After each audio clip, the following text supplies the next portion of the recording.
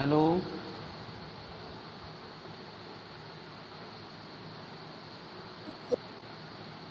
आवाज आ रही है? Good morning sir. Good morning, good morning. आवाज आ रही है सबको? Morning sir. Yes sir. चलिए, कोई दिक्कत, कोई समस्या? No sir. नहीं। चलिए ठीक है, 2 मिनट का समय दे दें और जिनको ज्वाइन होना है ज्वाइन हो लें। आज से पहला चैप्टर थोड़ा शुरू करते हैं आप लोग के लिए।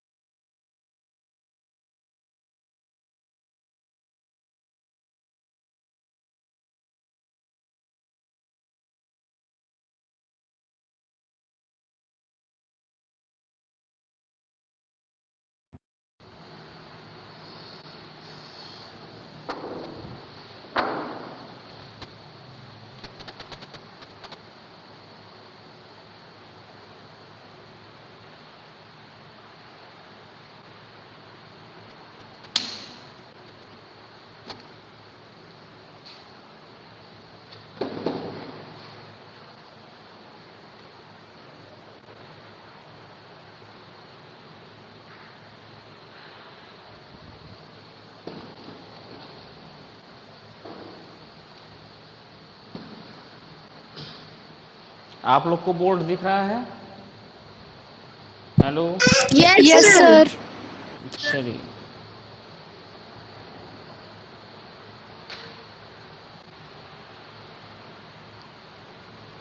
हेलो। हाँ हेलो, कौन? किसी कोई दिक्कत? शुरू करने जा रहे हैं क्लास, बीच में कोई डिस्टर्ब नहीं करेगा, जिसको पूछना होगा भी बाद में पूछेगा।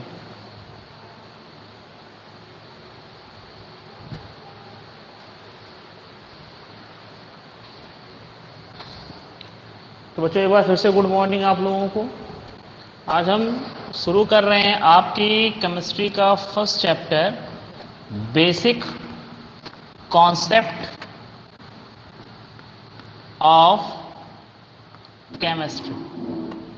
Yes sir.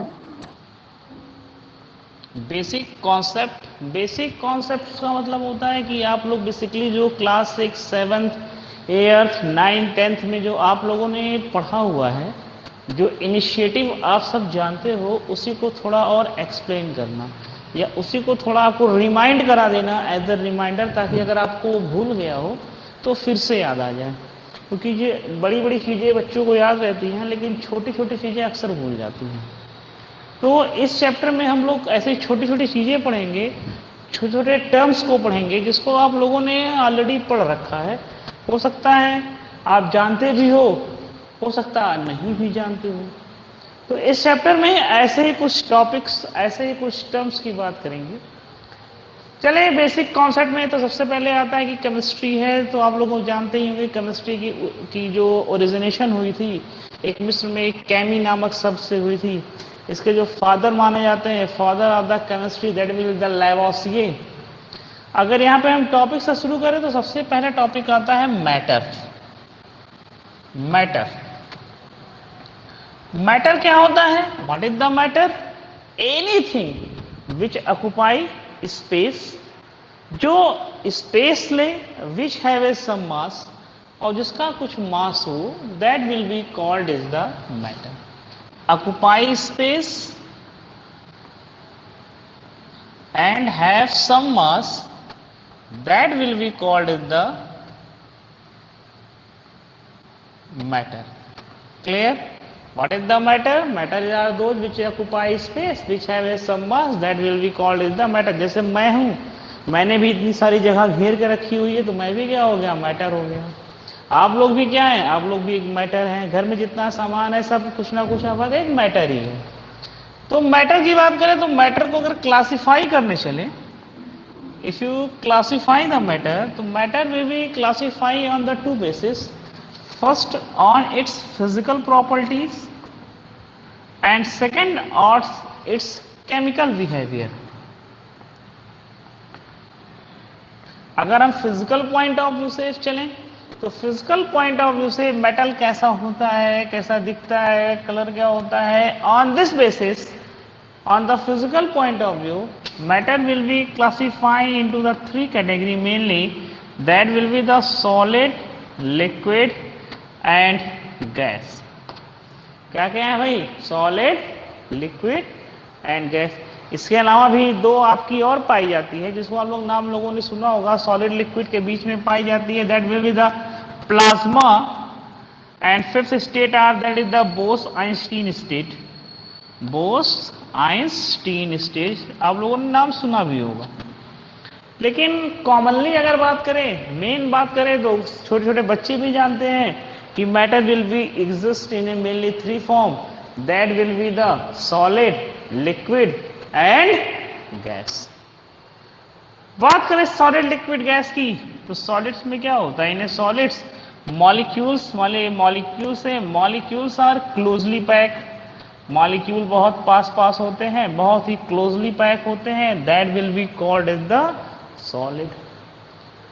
भाई इनके बीच का force of intermolecular force of attraction जो होता है वो हायर होता है, इसलिए मॉलिक्यूल्स बहुत क्लोजली पैक होते हैं.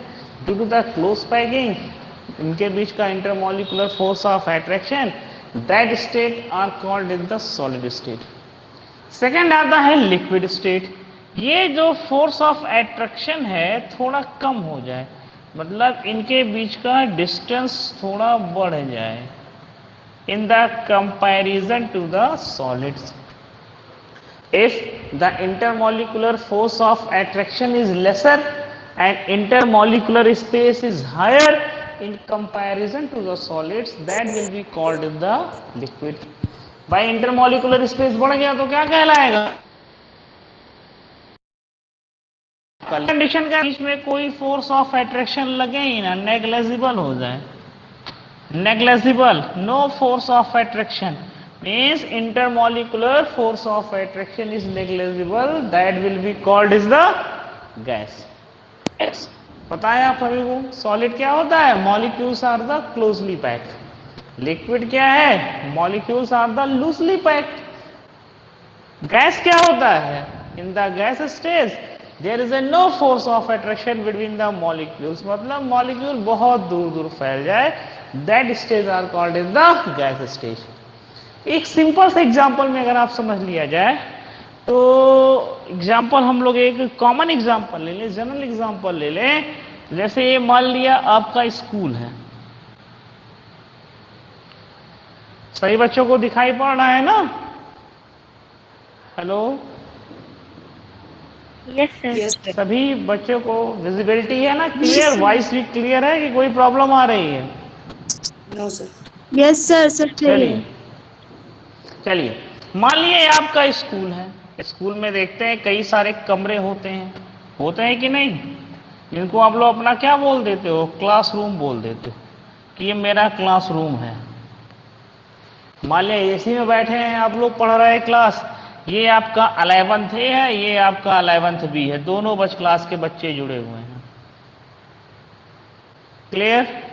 अब यहाँ पे मान लिया 11th A है तो 11th A में बच्चों क्लास चल रही है यहाँ पे ऑफलाइन, तो 11th A वाले बच्चे 11th A में पढ़ रहे हैं, 11th B वाले बच्चे 11th B में पढ़ रहे हैं. तो जब बच्चे स्कूल में अपने अपने क्लास में थे तो इनके बीच की डिस्टेंस क्या है? ज्यादा होगी कि कम होगी? बोलिए. सर कम होगी. कम होगी, मतलब इनके बीच का एट्रैक्शन ज्यादा है. तो ये स्टेज आपकी क्या कहलाएगी? Solid state. जब आप लोग अपने क्लास में स्टडी कर रहे हो तो that stage are called is the solid. चलिए इतना तो ठीक था, लेकिन इसी बीच इंटरवल हो गया. जब आप क्लास चलते चलते आप लोग का बीच में इंटरवल हो गया, तो इंटरवल में क्या होता है? ये 11th A वाला B में भी जा सकता है, B वाला A में भी आ सकता है. आप पूरे कॉलेज कैंपस में कहीं भी आ जा सकते हैं, लेकिन कैंपस से बाहर जाएंगे? बोलिए. No sir. No, sir. मतलब आपका कैंपस वही है जो आप पहले क्लास में थे, पूरे कैंपस में फैल गए। मतलब आपका वॉल्यूम बढ़ गया, आपके बीच का इंटरमॉलिक्यूलर स्पेस क्या हो गया, that will be increase, that state called the liquid Liquid. State. लेकिन इसी बीच लास्ट में स्कूल में छुट्टी हो गई, ये अपने घर चले गए, ये अपने घर चले गए, सब लोग अपने अपने घर चले गए। तो वहां पे हम लोग के बीच में कोई फोर्स ऑफ इंटरएक्शन होगा? No No, sir. sir. तो वो स्टेट क्या कहलाएगी आपकी? गैस। Gas.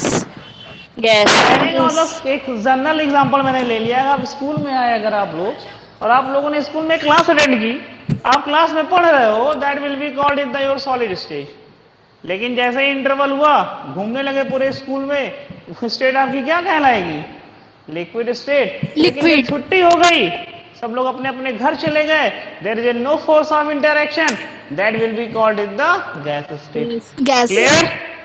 ये क्लियर हो गया? Yes, तो sir. आप सॉलिड लिक्विड गैस को आप लोग क्या कर सकते हैं, क्लासिफाई कर सकते हैं on the basis of the intermolecular space और इंटरमॉलिक्यूलर फोर्स ऑफ इंटरएक्शन। तो मेनली 3 स्टेज थी, कौन कौन सी? Solid, liquid and gas. Liquid gas. ये जो तीनों स्टेज होती है, all the 3 stage, solid, liquid and gas, that are the inter convertible in the nature. ये आपस में इंटर कन्वर्ट हो जाती है। Solid will be convert into the liquid, liquid will be convert into the gas, gas will be also convert in the liquid, liquid will be convert into the solid, solid directly change into the gas, and gas will be without changing in the liquid directly change in the solid। तो ये 6 तरह के conversion होते हैं, solid to liquid, liquid to gas. पहला आया है, हमने किया सॉलिड को कन्वर्ट किया लिक्विड में, और solid convert into the liquid, that process is called is the Melting. क्या कहलाएगा? ये प्रोसेस आपका क्या कहलाता है? मेल्टिंग। क्या कहलाएगी आपकी? Melting. मेल्टिंग। मान लिया एक बच्ची जुड़ी हुई है पलक सिंह। मान लिया पलक सिंह जो है घर पे आइसक्रीम खा रही है। अब आइसक्रीम इसकी खा रही है, लेकिन गर्मी बहुत तेज है, तो इसकी आइसक्रीम क्या करने लगती है कि नहीं? और जब आइसक्रीम पिघलने लगती है तो देहाती भाषा में आप लोग कहते हो आइसक्रीम या गली है। थोड़ा स्टैंडर्ड दिखाना हो तो क्या कहते हो? आइसक्रीम क्या हो गई? मेल्ट कर गई। क्या बोलते हैं? आइसक्रीम मेल्ट हो गई। क्योंकि मेल्ट हो रही तो प्रोसेस क्या कहलाता है? That will be called is the melting. कोई दिक्कत? समझ गए? फिर क्या कहता है? Second stage is the liquid into the gas, liquid convert into the gas. अब लिक्विड गैस में कन्वर्ट हो रही है, that phenomena is called is the, क्या कहलाता है? 2 चीजें कह सकते हैं इसको, हम लोग एवापोरेशन भी कहते हैं, that will be called is the evaporation, और also called is the boiling. इसको हम लोग इवापोरेशन भी बोलते हैं। जैसे अभी पानी बरसा, पानी बरसने के बाद पानी अपने आप उड़ गया, कि बैठ के आप लोग गैस जला के पानी गरमाते हो उड़ाने के लिए।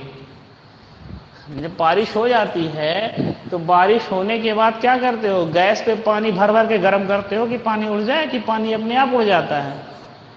अपने आप। बोलिए, अपने आप सर उड़ वो गया। सन की हीट से अपने आप एवेपोरेट हो जाता है। हाँ, तो एवापोरेट होता है ना, हम इसको नहीं कहते ना कि सन की हीट से बॉयल हो गया।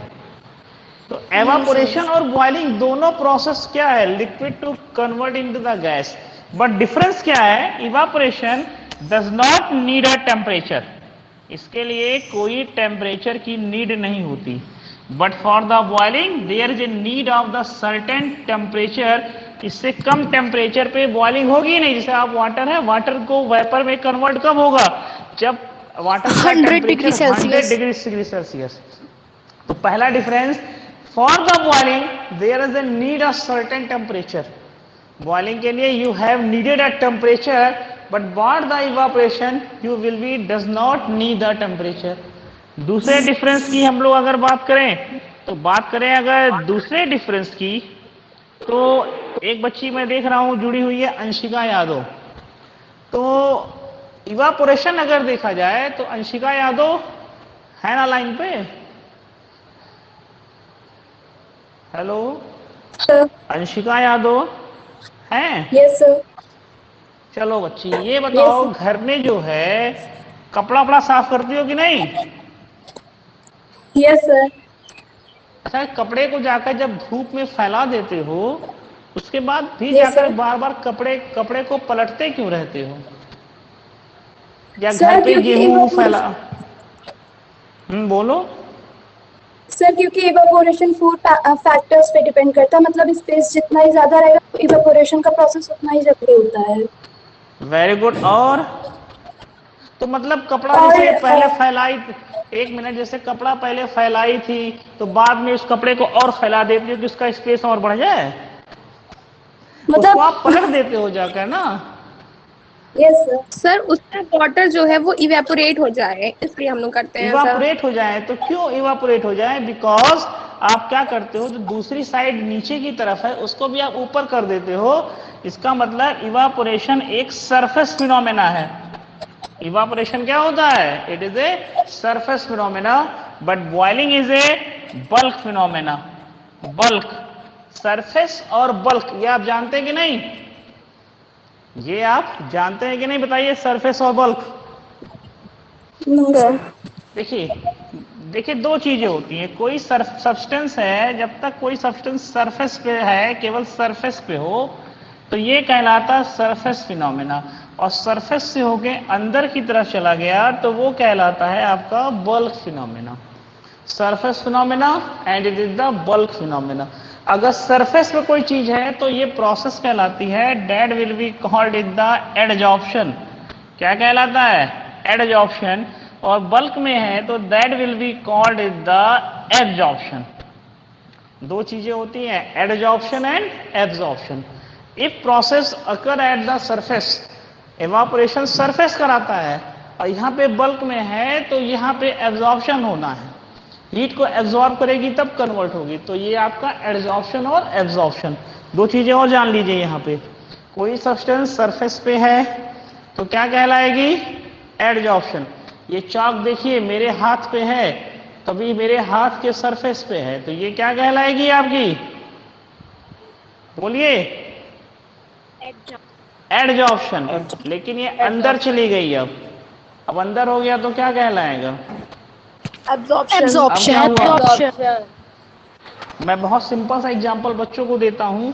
जैसे कोई बच्ची है, ये आप ही लोग में कोई भी अपने आप को मान लेना, कंसीडर कर लेना, बच्चे सब जानते हैं, बहुत सिंपल सा एग्जांपल है।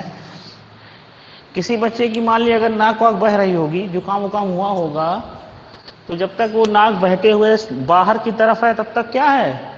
लगा रहता है नाकों पे। तो वो कौन सा प्रोसेस है? एडजॉर्प्शन, है कि एडजॉर्प्शन। नहीं? और आपको मन नहीं कर रहा उसको साफ करने के लिए, आपने जीभ निकाली, उसको अंदर की तरफ खींच लिया, तो प्रोसेस क्या हो जाएगा? Absorption. अब याद, अब भूलेगा नहीं ना, एड्जॉर्प्शन एब्जॉर्प्शन, घर पे करिएगा, ठीक? तो सॉलिड लिक्विड हो गया, लिक्विड गैस हो गया। अब नाउ क्या कहता है, उल्टा चलते हैं, gas convert into the liquid, gas will be convert into the liquid. आप देखिए घर पे आप लोग पानी गर्म कर रहे हैं, पानी जब गर्म करते हैं तो ऊपर अगर प्लेट रख दीजिए तो धीरे धीरे प्लेट क्या होती है? प्लेट पसीजती है, पसीज गया, पानी जो है वहां पे जब लगता है। ऐसा क्यों होता है? बिकॉज ये जो गैस मॉलिक्यूल ऊपर की तरफ जा रहे थे, जो बहुत दूर दूर थे, आपने प्लेट लगा दिया, ये मॉलिक्यूल आपस में पास पास आ गए, और जब इनके बीच की दूरी कम हो गई तो गैस से क्या हो जाएंगे? ये लिक्विड फॉर्म में आ जाएंगे। तो if gas convert into the liquid, that phenomena is called is the condensation. कहते हैं कंडेंस हो गया है, that will be called is the condensation. फिर कहता है liquid will be convert into the solid, liquid convert into the solid. तो if liquid convert into the solid, that process is called in the freezing. सब क्या कहलाता है आपका? Freezing. जैसे घर में आप फ्रीजर होता है ना, तो फ्रीजर में बर्फ जमाते हो, डालते हो पानी, निकलता है बर्फ। पानी किस फॉर्म में? वाटर किस फॉर्म में? लिक्विड फॉर्म में। आइस किस फॉर्म में है आपका? सॉलिड फॉर्म में। तो liquid will be convert into the solid, that will be called is the freezing. फिर कहता है solid without changing in the liquid directly changing into the gas. Solid without changing in the liquid direct changing the gas, that process is Sublimation. Called is the sublimation. Sublimation. जैसे cancer है आपका, देखिए अगर किसी के पास छोटे छोटे बच्चे बैठे हैं तो वो अपने आप को म्यूट कर ले ताकि बाकी पूरी क्लास डिस्टर्ब ना हो। बच्चे भी पढ़ रहे तो उनको पढ़ने दो, लेकिन क्लास को म्यूट कर लो। Solid directly change into the gas, that will be called in the sublimation, and gas will be convert into the solid directly. इस प्रोसेस को क्या बोलते हैं? That will be called in the desublimation. Desublimation या इसी को बोलते हैं डिपोजिशन। क्या बोलते हैं? डिपोजिशन। तो ये 6 तरह के कन्वर्जन है, solid liquid, liquid gas, gas liquid, liquid solid, solid gas, gas and solid. That will be the melting, boiling, condensation, freezing, sublimation and the desublimation. Desublimation और deposition, it is the process of conversion of gas directly into the solid. तो ये था हमारा physical point of view से classification. Clear? अगर हम अब दूसरा जो हमारा पॉइंट ऑफ व्यू था मैटर को क्लासिफाई करने का, वो था हमारा केमिकल पॉइंट ऑफ व्यू। अगर हम लोग अपने केमिकल पॉइंट ऑफ व्यू से चलें फॉर क्लासिफाई द मैटर, तो on this basis matter will be classified into the 2 category. That will be the pure substance and mixture. Pure substance, and second is the mixture. Pure substance means element present in the pure form, substance present in the purest form, that will be the pure substance. It will be classified into 2 category. That will be the element Compound. and compound. सभी लोग जानते होंगे element क्या होता है? The simplest form, the simplest form that will be called is the element. And element जो होते हैं आपके वो 4 टाइप्स के आपको मिलते हैं। That will be the metals, non metals, non metals, metalloids, and fourth is the inert gas. कितने टाइप के मिलते हैं? 4 टाइप के। Metals, non metals, metalloids and inert gas. Metals जानते हो आप, conductor of heat and electricity. Metals की property क्या होती है? सोनरस होता है, डक्टाइल होता है, मैलेबल होता है। मेटल की सारी प्रॉपर्टी का अपोजिट कर देंगे तो क्या हो जाएगा? Non metals. और दोनों के बीच का रिजम्बल करेगी वो प्रॉपर्टी क्या कहलाएगी आपकी? मेटेलाइट्स और इनर्ट गैस। इनर्ट गैस का मीन्स होता है the non reactive gases are the inert gases. These are mainly 6: helium, neon, argon, krypton, xenon and radon. Inert gas में आपकी 6 आती हैं: helium, neon, argon, krypton, xenon and radon. अब ये element हैं, element will be combined in a certain ratio और in a fix ratio. Element है आपकी कंबाइन करेंगे in the form of the fix ratio, they will form the compound. क्या form करते हैं? कंपाउंड फॉर्म करते हैं। कंपाउंड भी आपके 2 टाइप्स के होते हैं, आप सभी जानते हो। That will be the organic compound and second is the inorganic. Organic compound means carbon compound, inorganic means not a carbon compounds. फिर आता है यही जो आपके एलिमेंट्स हैं या compound, that will be combined not a fix ratio. अगर ये रेशियो आपका फिक्स नहीं है, not a fix ratio, that will be called is the mixture. Fix ratio है तो it will be the compound, not a fix ratio, that will be called is the mixture. Mixture will be classified into 2 category. That will be the homogeneous, and second is the Heterogeneous. Homogeneous means homogeneous mixture are those in which the uniform distribution of the substance. मैं मान लिया मैं मिठाई लेकर 1 kilo आया और सारे बच्चों को एक एक मिठाई या बराबर बराबर मिठाई सभी को दे दिया, तो ये डिस्ट्रीब्यूशन क्या हो गया? होमोजीनियस। जैसे 15 अगस्त या 26 जनवरी को मिठाई बंटती है तो सभी बच्चों को एक एक पैकेट दे दिया जाता है। ऐसा नहीं कि जो आगे की लाइन में लगा उसको 5 पैकेट दे दो, जो पीछे की लाइन में लगा उसको मिले ही ना। सभी को क्या करते हैं? इक्वल डिस्ट्रीब्यूशन करते हैं। If the distribution of the substance equally, that will be called is the homogeneous. जैसे फॉर एग्जाम्पल अभी आप पानी ले लीजिए, पानी में चीनी घोल दीजिए, तो पानी में अगर चीनी पूरी तरह से घुल गई है तो जितना मीठा आपका ऊपर लगेगा उतना ही मीठा नीचे। वो कंडीशन नहीं कि चीनी नीचे की तरफ बैठी हुई है, बाद में गिलासा हिला हिला के और मीठा करके आप लोग पीते हैं, है ना? चीनी मिलाने के बाद जब नीचे बैठी रहती है तो उसको हिला हिला के और मीठा हो जाता तो पीते रहते हैं। वो कंडीशन नहीं। डिस्ट्रीब्यूशन का मतलब आपने डिसॉल्व किया, when completely dissolve the substance will be uniform distributed. जितना मीठा ऊपर रहेगा उतना ही नीचे, that will be called is the homogeneous mixture. आई बात समझ में? Sugar in the water, salt in the water, that will be the example of the homogeneous mixture. Second is the heterogeneous mixture. Heterogeneous, not a uniform distribution. Not a uniform distribution. That will be called is the heterogeneous mixture. Uniform distribution है तो homogeneous. Not a uniform distribution. That will be called is the heterogeneous mixture. ठीक? जैसे heterogeneous का example हम अगर आपको दे दें, जैसे एक बच्ची है, मान लिए मानसी मिश्रा है। मानसी मिश्रा? Yes sir. चलिए, घर पे खाना बना लेती हो? Yes sir. अच्छा, चावल और बीन लेती हो कि नहीं? Yes sir. अच्छा, चावल बीनती हो तो क्या कभी चावल में अगर कंकड़ उंकड़ रहते हैं तो ऐसा तो नहीं है कि 4 दाना चावल बीनी फिर एक कंकड़ निकाल के फेंक दिया, फिर 4 दाना चावल बीनी एक कंकड़ निकाल के फेंक दिया, फिर 4 दाना चावल एक कंकड़?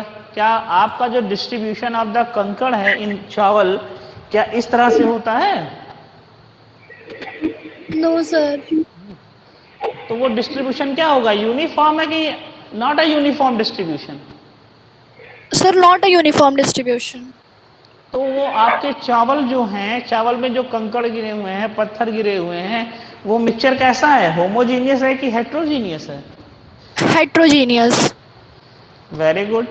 तो ये हो गया हेट्रोजीनियस। अगर uniform distribution that will be the homogeneous, not a uniform distribution that will be called the heterogeneous mixture. Sir soil और वाटर सॉल्यूशन भी हेट्रोजीनियस होगा? सॉइल और वाटर सॉल्यूशन भी है, बिकॉज आप सॉइल को वाटर में डिसॉल्व करने के बाद रख देंगे तो सॉइल क्या हो जाएगी? नीचे बैठ जाएगी, वाटर ऊपर रह जाएगा। तो वो डिस्ट्रीब्यूशन क्या है? यूनिफॉर्म है? नहीं, वो क्या है? Not a uniform distribution. तो that mixture will be called is the heterogeneous. Heterogeneous. तो ये था हमारा क्लासिफिकेशन। किसका क्लासिफिकेशन था? मैटर का क्लासिफिकेशन था। क्या था matter? Which occupy mass and which occupy space and which have some mass, that will be called in the matter. Matter will be classified on the 2 point of view. First of all, the physical point of view. By the physical point of view, metal are classified 3 categories: solid, liquid, and gas. All the 3 states will be the interconversible. Solid into the liquid, that will be the melting. Liquid into the gas, that will be the boiling. Gas into liquid, condensation. Liquid into the solid, that will be the freezing. Solid directly change into the gas, that will be the sublimation, and gas directly change into the solid, that will be called the desublimation or deposition. On the chemical point of view, the matter will be classified on the 2 category: pure substance and the mixture. The element, the substance which is present in the purest form, that are called in the pure substance. It will be 2 types: element and the compound. The most simplest form, that will be the elements. It cannot be dissociated other than the simple form. Elements are the 4 types: metals, non-metals, metalloids, and the inert gas. metals which are the lustrous, sonorous, ductile, malleable, conductor of the heat and electricity, not a conductor of heat and electricity, that will be the non-metals, and the property resemble with the metals and non-metals, that will be called in the metallites. The substance which does not react with the water, metal, acid or base, that will be called in the inert gas, means non-reactive. The non-reactive nature in the gases, that are called in the inert gases. These are the mainly 6: helium, neon, argon, krypton, xenon and radon. When the elements combine in a fixed ratio, it will be form the compounds. Compounds are mainly two types: organic and inorganic. Carbon containing compound, that will be categorized in the organic, and not a carbon compound, that will be classified into the inorganic group. Now mixture, when the ratio is not fixed, that will be form a mixture. Mixture will be two types: a homogeneous and heterogeneous. Uniform distribution of the substance, that will be called in the homogeneous. Not a uniform distribution, that will be called as the heterogeneous. Clear? Any doubts? No, sir. चलिए, No, sir. मैंने भी बताई, इसी मैंने वो बताया था कि matter are those which occupy space which have some mass. Mass भी कहते हैं, वेट भी कहते हैं. विच हैव सम मास और weight, that will be called in the matter. What is the difference between the mass and weight? Can anybody भी explain the mass and weight difference? Yes sir. Yes, sir. बोलिए, क्या नाम है, कोई बताओ. चलो बताइए, कौन बता रहा है? नाम Sir, बताइए. Shagun Solanki. बताओ Shagun, what is the difference between the mass and weight? Sir, mass वो होता है amount of matter present in an object और weight होता है force exerted by amount of gravity matter on an नहीं, object. Amount नहीं बोलते, मैग्नीट्यूड ऑफ. ठीक है, magnitude of the substance present in it, that will be called in the mass. And weight क्या होता है? Force exerted Force by of gravity on an object. Very good. Force of attraction applied by the earth, any object, that will be called in the weight. मास की unit क्या होती है? ग्राम और kilogram. और wait की यूनिट क्या होती है? WMG, Newton. भार का किलोग्राम मीटर पर सेकंड स्क्वायर. वही फोर्स की यूनिट होती है. फोर्स आ गया तो न्यूटन कर सकते हैं आप लोग. फिर मास जो होता है, ये कभी कन्वर्ट नहीं होता. मास हमेशा क्या होता है? कांस्टेंट होता है. वेट क्या होगा आपका? ये कन्वर्टेबल होता है, because due to the acceleration of gravity. अगर जी चेंज होगी तो आपका वेट क्या हो जाएगा? चेंज हो जाएगा. जैसे व्यक्ति यहाँ पे ह्यूमन है, मान लें यहाँ पे उसका मास जो है, कोई ह्यूमन है, अगर वहाँ पे देखते हैं तो उसका वेट क्या होता है? 60 किलोग्राम है. लेकिन यही ह्यूमन जब आपका जाता है मून में, स्पेस में जाता है, तो मून में जो ग्रेविटी है, एक्लेरेशन ऑफ ग्रेविटी अर्थ की क्या हो जाती है? 1/6. तो वहां पे उसका वेट जो हो जाएगा आपका अप्रोक्सीमेटली कितना आ जाता है? 10 किलोग्राम. 10. ऐसा क्यों होता है? क्योंकि वहां पे एक्लेरेशन ऑफ ग्रेविटी का डिफरेंस आ जाता है. ठीक, आई बात समझ? तो ये था आप लोग का classification of matter. I hope आप लोग को समझ में आ गया होगा. ठीक है, आया कि नहीं समझ में? Yes, sir. Yes, sir. चलिए, अब थोड़ा आप लोग के सामने आकर थोड़ा आप लोग से बात कर लेते हैं. वीडियो कैसे बंद हो गया? चलिए, कैमरा वैमरा सबका ऑन है? सबसे बड़ी समस्या यही है कि कैमरे नहीं ऑन होता है सबका. चलिए, ये बच्ची कौन है? आराधना यादव, पलक सिंह, आयुषी, अद्रिका, सगुन, श्रेया पाल, स्वाति पांडे, शिखा पांडे, मानसी मिश्रा. उसके बाद शर्मिल विश्वकर्मा, स्वाति तिवारी, शिवांगी, सौम्या, मानसी वर्मा. चलिए ठीक है, आप लोग पढ़ते रहिए. और किसी बच्चे को कोई डाउट्स है, किसी को कुछ पूछना है तो बताएं. मैं आपके सामने आ जाऊं, आपके सामने आ जाऊं. बताइए, किसी बच्चे को कोई डाउट्स है तो बताएं. किसी बच्चे को कोई डाउट, कोई समस्या, कुछ पूछना, कोई शंका, कोई समाधान हो तो बताइए.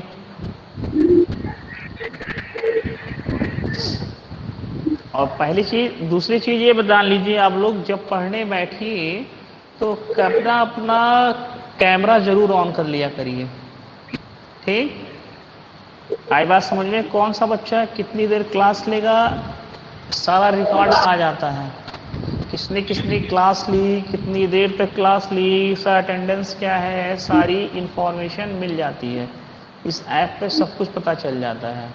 तो क्लास लेंगे तो ऑफलाइन तो भी मुश्किल ही है, जब तक क्लास के लिए अलाउ ना करें। अभी जब तक ऑनलाइन क्लास चल रही है तब तक क्लास लेंगे तो आपको कुछ नया सीखने को ही मिलेगा। अगर आप लोग को कोई दिक्कत होती है, चाहे वो 11th ए का बच्चा हो, चाहे 11th बी का बच्चा हो, चाहे मुझसे, चाहे पांडे सर से, चाहे मुझसे, चाहे आर पांडे सर से, वो बेहिचक संपर्क कर सकता है। ठीक, वो बेहिचक क्या कर सकता है, संपर्क कर सकता है। बिल्कुल उसको कोई संकोच नहीं करना है। जो भी आपको पूछना है आप बिल्कुल पूछ सकते हैं।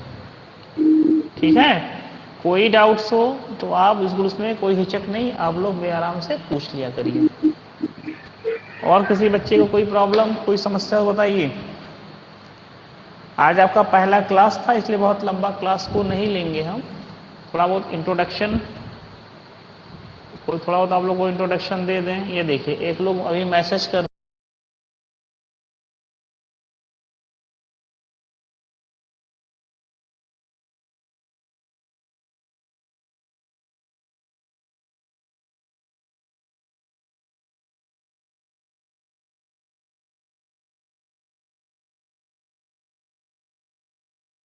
मैम देखिए दीदी बनवा।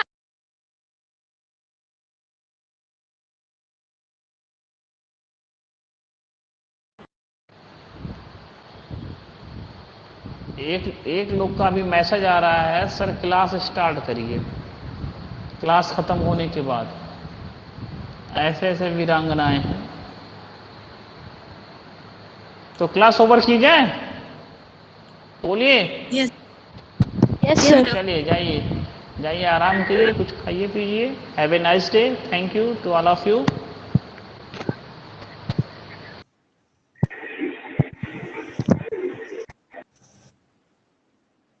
बाय।